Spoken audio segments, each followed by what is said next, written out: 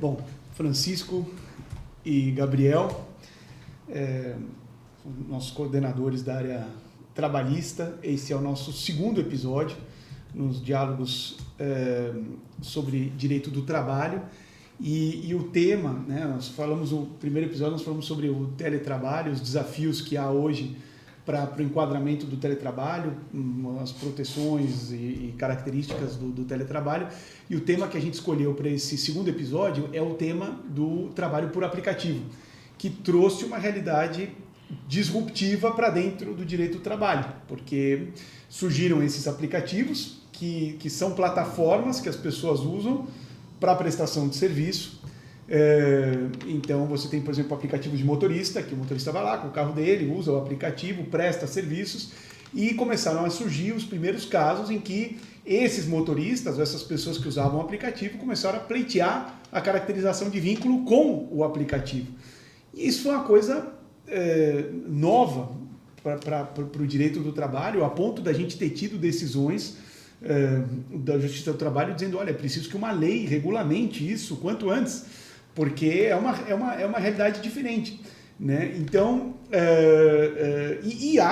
nós vivemos hoje um momento de uma certa insegurança, porque você tem decisões que atribuem o vínculo, né, e que podem ser muito impactantes para a operação desses aplicativos, porque o vínculo traz toda uma série de custos, né, e de responsabilidades que sem o vínculo essas empresas de aplicativos não têm, e tem empresas que afastam o vínculo, porque entendem que ali não há uma relação de emprego, né?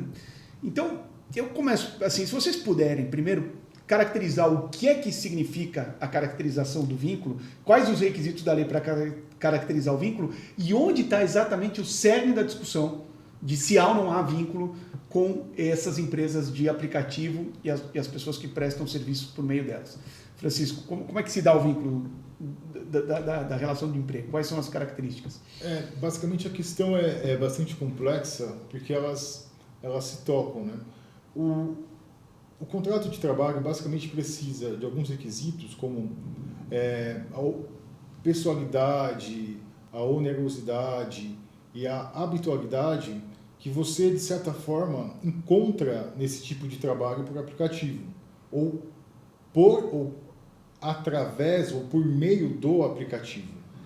A questão que se coloca principalmente aqui é o outro requisito que sem ele não há contrato de trabalho, ele está presente. Que requisito é esse? A ideia da subordinação. Esse prestador de serviço, ele está subordinado, e aí, subordinado, tudo bem, a alguém. A quem ele está subordinado? E aí é uma discussão nova e muito interessante que está se construindo a ideia de que você pode ser subordinado, doutrinariamente, melhor dizendo, você pode estar subordinado a um aplicativo.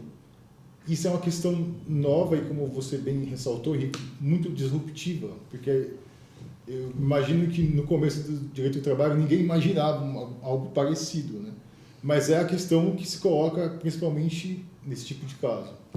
A gente vê essas empresas de aplicativo tomando um cuidado enorme, porque acho que o discurso delas é de que elas, na verdade, não têm uma relação de comando, elas simplesmente fornecem a plataforma para que uma determinada pessoa possa lá fazer a sua atividade econômica, com o risco dela, porque elas não exigem, ele pode trabalhar a hora que ele quiser, ele pode, enfim, tem liberdade de trabalho, né? E de outro lado dizem, não, mas eu me subordino às regras deste aplicativo, eu tenho que atender determinadas regras, e aí quais são essas regras e o quanto que essas regras representam ou não essa subordinação é o grande debate. E a gente tem decisões para os dois lados, né, Gabriel? Exatamente, Henrico. Esse é o cerne da questão e é o que causa um conflito e uma dúvida na própria jurisprudência do Brasil, acho que no mundo também tem essa discussão, porque dada a mudança de paradigma desse modelo de trabalho, ainda não se chegou a um consenso efetivo de qualquer forma certa, se há uma relação de emprego, se não há uma relação de emprego, e justamente porque a gente tem uma situação aqui que o motorista de aplicativo, o pessoal que faz entregas por aplicativo, eles se sujeitam a algumas regras que constam nas plataformas que são colocadas pela plataforma, mas até que ponto essas regras são ou não passíveis de ensejar uma subordinação jurídica típica caracterizadora do vínculo de emprego. Só para ilustrar um pouquinho, dar um exemplo. Tem relatos de motoristas de aplicativo, especificamente, que diz que se eles não aceitam uma quantidade de corridas, por exemplo, ou se eles rejeitam uma quantidade grande de corridas, eles são passíveis de serem suspensos ou até mesmo descredenciados da plataforma. O que revelaria um poder de comando grande. Né? Aí a questão é exatamente essa. Isso aqui representa um poder de comando suficiente para a caracterização de subordinação jurídica? Ou é só uma regra de funcionamento do aplicativo? Exatamente. Né? De prestação de serviço também, né? Porque alguém que cancela todas as corridas não está prestando serviço, no final das contas, para o cliente que se tem, que é a população. Né? Mas pode-se entender que se o aplicativo exige que ele não cancele, o aplicativo está exigindo um certo controle sobre a atividade dele, e isso atrairia um pouquinho o requisito da subordinação. Né? É que, só pegando uma boa discussão, porque o controle mínimo precisa haver, porque é um serviço prestado para a população em geral. Não necessariamente esse controle mínimo quer dizer que há uma subordinação, porque sem ele você presta um serviço para a sociedade ou para as pessoas mesmo que acaba sendo contraproducente. É um requisito necessário que tem esse controle mínimo. E a plataforma sempre terá o argumento de dizer, olha, veja, ele não é obrigado a aderir, inclusive ele pode trabalhar com outras plataformas. Ele possui margem até para recusar algumas situações de corrida, algumas entregas. Coisa que não aconteceria num contrato normal de emprego. Exatamente, né? Que a pessoa tem que fazer a atividade dela. A discussão entra justamente porque ele tem essa margem de escolha. Se ele, por exemplo, não quer ir para uma localidade X, por qualquer motivo, seja de ordem pessoal ou qualquer outra razão, ou porque a estratégia de negócio dele é ficar mais focado em outra região, por exemplo, ao que me consta, ele pode ter essa possibilidade. Contudo, é uma discussão que ainda vai permear a justiça brasileira e ainda precisa de um pouco mais de aprofundamento. A discussão toda gira em torno desse requisito, que aliás é normalmente o requisito que separa a simples prestação de serviço da relação de emprego, que é o requisito da subordinação. E no caso dos aplicativos, o requisito da subordinação está traduzido nesse conjunto de regras que os aplicativos têm, né, para a pessoa que aderir, que quiser prestar serviços por meio daquele aplicativo, tem que seguir.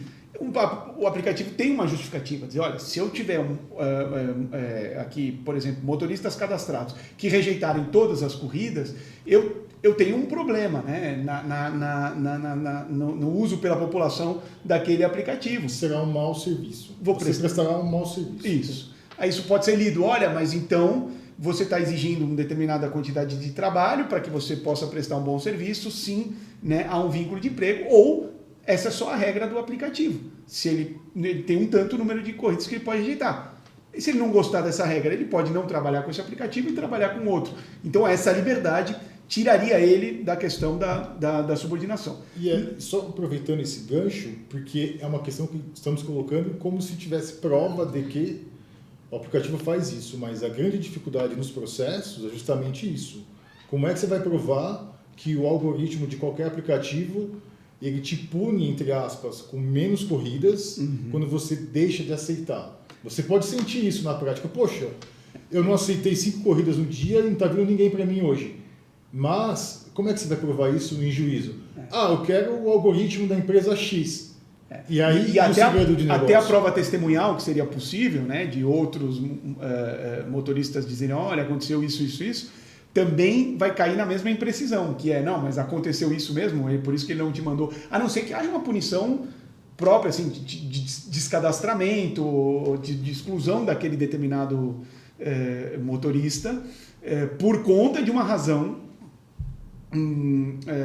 específica, que seria a razão, por exemplo, de recusar corridas. Mas no algoritmo mesmo, que não manda corridas para um determinado motorista porque ele recusou tantas, a prova vai ser realmente uma prova técnica difícil. Né? Há também, porque algumas discussões sobre relação de emprego recaem sobre o requisito da alteridade, de assumir o risco e tudo mais, porque muitas vezes esses motoristas, muitas vezes não, sempre esses motoristas trabalham com equipamento próprio. né? Isso influi na caracterização do vínculo ou é mais a discussão só sobre o requisito da subordinação? Eu entendo, Henrique, que é um ponto também discutível, que a jurisprudência também precisa avaliar e está avaliando essa questão, que é o seguinte, o quanto que há uma divisão de riscos ou não nesse caso. Porque a gente pensando aqui no conceito de emprego, de relação de emprego, o risco do negócio, o risco da atividade econômica é do empregador. Então, quem deve reconhecer, quem deve arrumar os meios produtivos, organizar os meios produtivos e dispor deles para fazer a relação de trabalho, a relação de emprego, é o empregador. No caso de motoristas por aplicativo, especificamente, via de regra, ou até onde eu tenho conhecimento, não são as plataformas que fornecem os veículos, não são as plataformas que fornecem os meios produtivos. Quem fornece é o próprio motorista, é o próprio entregador. Então ele estaria, gasolina, né? Estaria assumindo o risco Exato, da de própria certa forma atividade. ele está assumindo esse risco, porque ele utiliza veículo próprio. Ou seja, uma discussão muito difícil, mas com elementos fortes também, pela não existência de vínculo. Disse até que economicamente é um divisor de águas, porque esses aplicativos podem desistir de atuar numa determinada localidade se isso caracterizar o vínculo, porque eles teriam talvez um aumento de custo. Uma das características que esses aplicativos têm é que os serviços são baratos, né? E o vínculo acho que acabaria encarecendo esses serviços. E do ponto de vista técnico, jurídico, de fato é uma discussão complexa. E por isso até que o judiciário tem se dividido e tem tido decisões para todos os lados. Nós temos agora um evento importantíssimo que nós vamos acompanhar e acho importante a gente manter a comunicação do escritório sempre atualizada em relação ao que vai acontecer, que é que nós temos um recurso especial, um recurso extraordinário, que é o 1446336, que foi pela decisão, sob a relatoria do ministro Edson Fachin, e pela primeira decisão dele, foi afetado para repercussão geral, ou seja, há uma possibilidade, esse recurso extraordinário veio de um processo que tramitou na Justiça do Trabalho, o salvo engano foi reconhecido o vínculo entre o reclamante e a empresa de aplicativo, e agora há um recurso para o Supremo Tribunal Federal, e o Supremo Tribunal Federal poderá se manifestar sobre essa questão, né, há ou não vínculo, né? Tem até uma discussão de competência, que eu acho que extrapolaria um pouco o objeto desse diálogo, mas se nós estamos falando aqui de um contrato civil de transporte ou de um contrato de trabalho, né? Mas esse processo tramitou na Justiça do Trabalho, houve o reconhecimento do vínculo e agora o Supremo afetou um recurso extraordinário e deve julgar a questão. Acho que aí a comunidade jurídica deve ficar atenta para esse movimento do Supremo, porque se for um recurso afetado e ele der uma decisão vinculante para todos os processos, nós podemos ter finalmente uma pacificação da questão, né? Acredito eu que as empresas de aplicativo e inclusive os próprios usuários das plataformas devem estar muito atentos aí a esse evento, que vai ser um evento possivelmente determinante para essa discussão, né? E algo bem interessante é que, inclusive, os motoristas, entre eles mesmo, existe uma certa... Não há unanimidade. Não há unanimidade. É errado pressupor que não todos querem vínculo. Por quê? Porque o medo justamente não, agora você tem que ir para tal local em tal horário. E, eventualmente, ele utiliza o aplicativo e essa autonomia que o aplicativo, de alguma maneira, lhe permite para ter mais tempo com a família em determinados dias, sem ter que dar muita justificativa para alguém. Além do que essas empresas de aplicativo acabaram dando a possibilidade de desenvolvimento de uma atividade econômica para muitas pessoas e acredito que não é unânime, entre outras coisas, porque também há um receio de que, bom, se esse tipo de trabalho se tornar antieconômico, eu posso perder também essa atividade. Isso eu sei que isso é uma questão um pouco fora da questão jurídica, mas o que eu tenho visto conversando com pessoas que trabalham com aplicativo é que há esse receio também de eles não quererem que a atividade se torne antieconômica porque eles também perderiam a atividade deles próprios. E alguns outros não, querem mais o vínculo, tanto é que nós temos ações na Justiça do Trabalho pedindo vínculo e vivemos hoje uma insegurança grande. É o caso mesmo de afetação de recurso, para o julgamento da questão com efeito vinculante. É preciso ter uma definição. Como a gente disse aqui, tem muitos fundamentos para que se caracterize a não existência de vínculo, mas não é uma questão simples, pacífica, né? E também há fundamentos, doutrinariamente, para caracterizar o vínculo. Então, essa é uma questão que isso é importante destacar, não há unanimidade, nem mesmo entre os juízes, entre os tribunais, entre as turmas. Então, as pessoas realmente precisam dessa resposta, né? Eu acho que o modelo de negócio, por ser justamente disruptivo, inovador, por trazer uma situação ainda não almejada, não prevista pela própria legislação, traz essa dúvida. Porque hoje a gente vem das discussões que acontecem no próprio judiciário, entre juristas, operadores do direito em si, há uma dúvida. Ninguém ainda tem uma certeza, ninguém sabe exatamente se realmente é passível de vínculo, não é passível de vínculo, quais são os elementos que estão presentes, podem não estar presentes. Então, há uma necessidade de pacificação, e é o que a gente busca nesse caso. E só aproveitando o gancho, é aquela coisa que você sempre diz pra gente, que o direito, ele corre atrás da realidade. A realidade, de alguma maneira, se impõe, e o direito? O que o direito vai fazer com isso? Como é que ele vai lidar com isso? A ponto de nós termos aqui uma decisão do TST, eu não sei aqui mencionar qual o número, mas dizendo, por favor, né, façam uma lei para regular. Né? Então, um dos tribunais, né, que muitas vezes nem sente falta da lei, porque ele mesmo cria uma determinada normatização, né? A gente sabe o quanto pesa o poder normativo, vamos chamar assim, da Justiça do Trabalho, mas eis que, diante de uma situação tão disruptiva, nós tivemos um tribunal tão normatizador, dizendo, olha, por favor, aqui, legislativo, você tem que regular, porque a questão realmente é difícil. Vamos acompanhar, o direito está correndo atrás da realidade, né? Vamos acompanhar, e os tribunais têm uma função importante aqui, que é pacificar a discussão, pelo menos com a legislação que nós temos hoje, e vamos voltar a esse tema assim que a gente tiver uma atualização. Tema super importante. E obrigado, Francisco, Gabriel. Mais uma rica discussão aqui nos nossos diálogos de direito do trabalho e seguimos em frente, né? Obrigado, Henrico.